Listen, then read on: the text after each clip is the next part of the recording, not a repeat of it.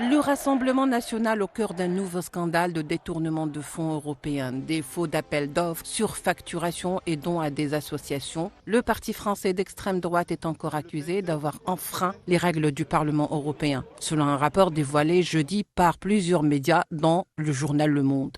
Que s'est-il donc passé? Que reproche-t-on au RN avec ses partenaires de l'ex-groupe Identité Démocratie? Le parti de Marine Le Pen et Jordan Bardella est en effet suspecté d'avoir indûment dépensé plus de 4,3 millions d'euros entre 2019 et 2024, selon un rapport de la Direction des affaires financières de l'institution bruxelloise. Selon les mêmes sources, la majeure partie de cette somme a bénéficié de deux sociétés liées à des proches de Le Pen, son ancien conseiller Frédéric Chatillon et son épouse Siglide Blanc. Deux personnages qui avaient déjà été condamnés pour escroquerie, abus de biens sociaux pour des faits remontant aux législatives de 2012.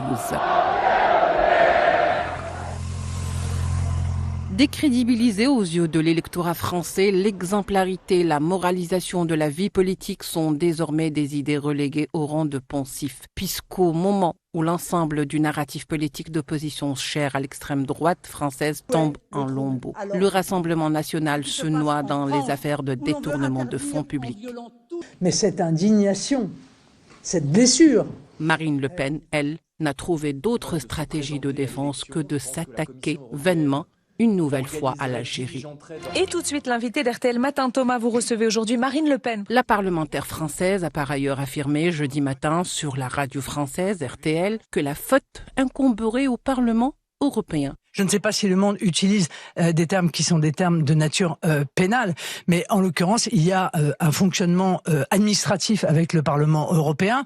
Je ne sais pas ce qu'il en est, je n'ai pas regardé ce dossier. J'ai bien conscience quand même que le Parlement européen nous cherche des noises matin, midi et soir et en toutes circonstances. Une affaire qui fait écho au procès dit des assistants parlementaires européens qui s'est soldé par la condamnation de Marine Le Pen à 4 ans de prison, dont 2 avec sursis et 5 ans d'inéligibilité. Un procès en appel est prévu en juin 2026.